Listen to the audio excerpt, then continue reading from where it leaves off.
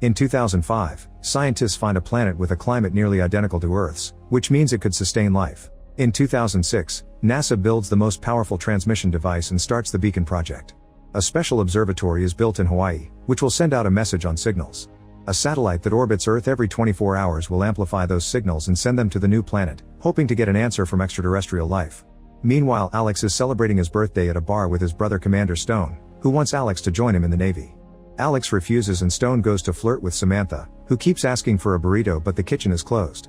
Determined to impress her, Alex runs to the store to get a burrito, but the place is closed too. He ends up climbing on the roof and falling inside when a ceiling panel breaks. After taking a burrito and heating it up, Alex drops some money on the counters and uses a ladder to escape. However, he falls and damages lots of products. Seconds later, the cops are chasing Alex through the street. He manages to give the burrito to Samantha before he's tased down. The next morning, Stone scolds Alex for getting in trouble. To make matters worse, Samantha is the daughter of an admiral, so Stone could get in trouble at work too. Stone rants about his brother having no job and no sense of responsibility before announcing that he's forcing Alex to join the Navy.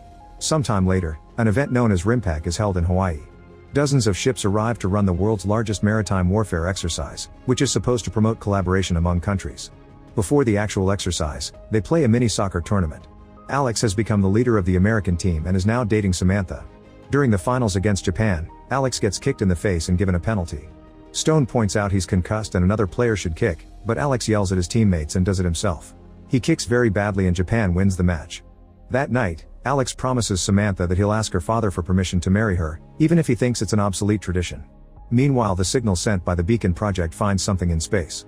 The next day, Admiral Terrence gives a speech during the opening ceremony. Alex is late and sneaks around to join his team on the ship, which is definitely noticed by the higher-ups. During the after-party, Samantha convinces her dad to give Alex 5 minutes to talk, but it's clear that Terrence doesn't like him. A very nervous Alex goes to the bathroom to practice what he'll say and is mocked by Nagata, the player who kicked him. An argument ensues and ends in a fight. Seconds later, they're in Terrence's office pretending they just had an accident, but Terrence doesn't believe them and scolds them both. Then Terrence asks for a moment alone with Alex to tell him he's wasting his abilities and Samantha could have better. The first day of the event goes well and everyone gets to show off their teamwork while directing the vast number of ships, planes, and helicopters. That night, Stone confirms that Alex will be kicked out after the exercise ends. The following day, Samantha continues to work as a physical therapist. She's assigned to Mick, a former colonel who lost both his legs during combat duty. He's been very depressed since then, so Samantha takes him on hikes and tries to teach him a new way to look at life. Meanwhile, a huge object flies past Jupiter and splits into 5 pieces. The Department of Extraterrestrial Contact notices this on their radars and immediately calls NASA, the Air Force, and the Beacon project. The objects are flying in formation and coming straight to Earth, which means they're intelligent spaceships and not just random asteroids. One of these ships crashes into a satellite and splinters off from the group as it falls apart. The 4 spaceships fall in the Pacific Ocean, which is seen by Samantha and Mick from the hills. The broken ship crashes into Hong Kong, destroying multiple buildings and killing thousands of people in the process. The falling debris kills thousands more as they try to run away. Soon the technicians confirm that the ships came from the new planet, which means they're responding to the signals sent by humans. All the ships in Hawaii pause the exercise and start searching for the ships in the ocean, although they don't appear on their radars. Chinese scientists sample the broken ship and discover it's made of an unknown material. Its grid patterns appear to be a communication unit. A few hours later, the ships in Hawaii see something strange on the water, but it still doesn't show up on their radars. A boat approaches the spaceship and tries to make contact, but they get no answer. Alex jumps on the metal and nothing happens, so he then tries to touch the main structure, only for an electric shock to send him flying. While Cora rushes to rescue him, the spaceship charges some energy and shoots 2 beams into the sky. This creates a force field around the area, trapping half of the fleet inside. Those inside the field can't communicate with the outside world and their radars start failing. A fighter jet tries to fly through the force field and explodes on contact. Suddenly the spaceships come out of the water, proving to be huge and very advanced. When Stone sounds his ship's horn as a warning, a spaceship responds with a powerful shockwave that breaks every window and hurts people's ears. Then the Navy shoots a warning missile that causes no damage. The alien ship responds with missiles of its own, so the soldiers start shooting to destroy them in the air. Unfortunately, a missile still lands on a ship and explodes, causing severe damage and killing a few men. On the boat, the team moves around the spaceship with open fire while dodging the attacks coming after them. Stone orders fire from the main ship too, but their locking systems are broken because of the shockwave and the attack isn't very effective. The spaceship shoots back at them and once again, the soldiers can't stop every missile. One explodes on the ship, killing several men and making a hole that floods the hull. A desperate Stone orders his men to keep up the fire, but the enemy retaliates with a bigger attack and the entire ship explodes. After watching his brother die, Alex sends the boat back to the fleet. He learns that all the superior officers died during the attack, so he's the next full senior and therefore in charge. Eager for revenge, Alex tells the crew to get ready for a full attack. On the Japanese ship, Nagata orders his men to provide backup. The aliens immediately shoot back and disable Nagata's ship with a big explosion. Alex wants to keep fighting, but his crew makes him see reason, so they turn around the ship and go to rescue the Japanese soldiers from their sinking vessel. In the absence of a threat, the spaceship puts away its cannons. However, the main alien structure charges again and sends out a bunch of shredding machines together with a smaller aircraft.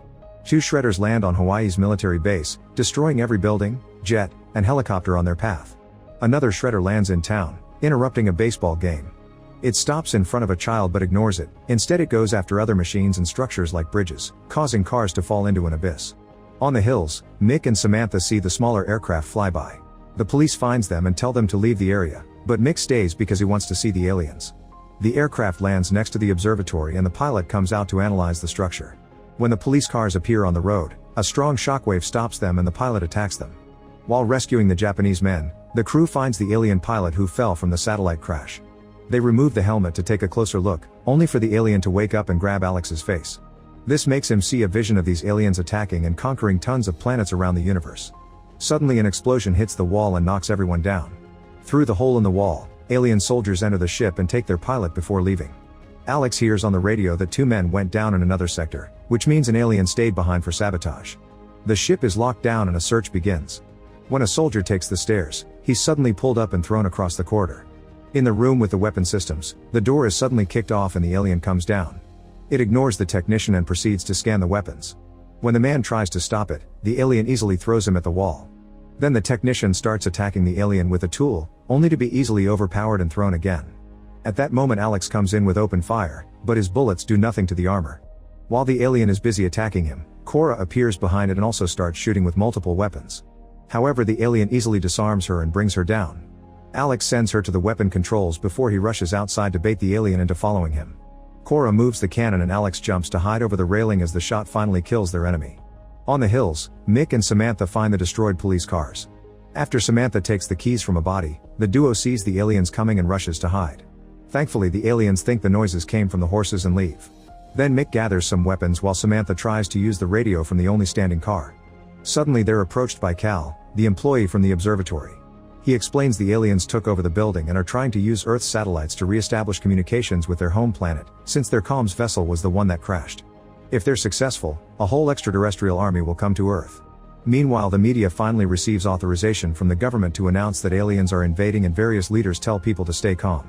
However, the general population still panics and riots begin spreading on the streets. Back on the ship, a soldier puts on the alien's helmet and notices it's very similar to sunglasses. He also remembers that the alien had the same eyes as a lizard. He concludes that just like lizards, the aliens are weak to sunlight and the armor is protecting them. The crew starts discussing ideas on how to use this information, which is hard because their radars can't detect the aliens. Nagata points out that the aliens don't see humans either, they only react to direct attacks. He thinks they can use weather buoys to replace the radars because they can measure water displacements, which the spaceships cause every time they move.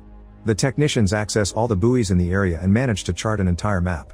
Alex is so impressed that he puts Nagata in charge of the operation. The team keeps an eye on the chart and finds a spaceship as soon as it moves, allowing them to act fast and open fire. Unfortunately, the shot misses and the spaceship starts moving toward the fleet. Seeing another spaceship fly by, Samantha wishes she could contact Alex to tell him about the observatory. Cal explains that the aliens are blocking their comms using a jamming pulse, which means it isn't a total wall and it may have gaps that may allow for a message to be sent into the force field. To do so, he needs a device that was left in the observatory. Mick forces a terrified Cal to retrieve it. Cal carefully sneaks around by crawling on the ground in the dark and enters the observatory through the back door. After he grabs his device, an alien appears behind him and touches the metal, but it can't see Cal himself. This allows him to run away and reunite with his friends. Alex's ship launches another attack that also misses, and this time the aliens shoot back. Thankfully, the ship manages to dodge or shoot down the missiles, although the explosion does shake the ship. Now that the spaceships are so close, the humans' next attack manages to hit and they bring 2 vessels down. At that moment, Samantha manages to contact the ship. She tells Alex that the aliens will make contact with their planet in 4 hours, so they have to destroy the observatory before time runs out. Alex tries to ask for more details but the call is cut short. Then the team notices abnormal water displacements on the buoys. It appears the spaceship is jumping all over the place to trick them. Alex gets an idea and orders the men to get the weapons ready. During the rest of the night, the ships move toward the island, and stop there in the morning. When the spaceship approaches them, they wait for the sun to rise and open fire to break the windows. The sunlight immediately blinds the aliens and the soldiers send out the missiles to blow the spaceship up at impressive speed. Suddenly the shredders come back and start destroying Alex's ship, killing soldiers and causing many explosions. A man is stuck in a hallway, but before he can get killed too, Cora drags him out of the way. As the ship begins to sink, the crew jumps into the sea to save themselves on the lifeboats. Alex and Nagata rely on each other to climb to the last standing part and manage to jump right before the ship explodes. Seeing this from the hills, Samantha and Mick decide to head to the observatory, but Cal chooses to stay behind. The soldiers on the lifeboats feel defeated, but Alex says they can use a decommissioned battleship that is being used as a museum. They go aboard and discover the systems are outdated, so all the firing is manual. They don't have enough people or experience to use them. Thankfully, the retired soldiers who attended the event come to the ship ready to help. Both crews work together to get rid of all the decorations, get the systems running, and do any necessary repairs. The ship takes off and notices the alien structure shooting those beams again. This time it rises from the water and transforms into a battle machine with numerous weapons ready to shoot. Alex makes Cora point the guns towards the side and the ship starts making a turn. When the aliens open fire, Alex orders the anchor to be dropped. The ship stops moving and the enemy's missiles fall into the water. Then the humans start working fast to shoot as many weapons as possible, damaging the spaceship little by little. The aliens shoot back and cause some damage, but it's not enough to sink the ship. The crew keeps up the fire and finally destroys the spaceship, including the device that is keeping up the force field. This allows the other half of the fleet with Terrence to join the battle. At that moment the aliens in the observatory send out the message and a light beam reaches the sky. Mick and Samantha show up in the cop car and start driving through the electrical connections until they crash. This is enough to stop the transmission, but now Samantha and the gun are stuck in the car. When an alien approaches, Mick tackles it and starts a fight. The alien loses the helmet in the process and the sunlight blinds it, giving Mick the advantage until the alien brings him down. When the creature is about to kill him, Cal reappears and hits it with his device. Then Mick chokes the alien to death while Cal helps Samantha. The trio runs away as other aliens reconnect everything to send out the message again. On the ship, the crew works together to move a special missile that will destroy the observatory. The destroyed spaceship gets more shredders ready, and since the humans only have one shot left, the crew thinks they'll die with their last attack. The missile is shot and blows up the observatory, killing all the aliens in the area and stopping the message permanently. When the shredders are about to destroy the battleship, the jets finally arrive and shoot them first. The jets also shoot any remnants of the main spaceship, ending the battle at last. Sometime later the entire crew and Mick are given medals of honor. Fallen soldiers like Stone are recognized as well. Terrence promotes Alex to commander and gives him his own ship to lead. After the ceremony, Alex finally asks Terrence for his blessing. Terrence says no, but then reveals he's joking and invites Alex to have a burrito for lunch.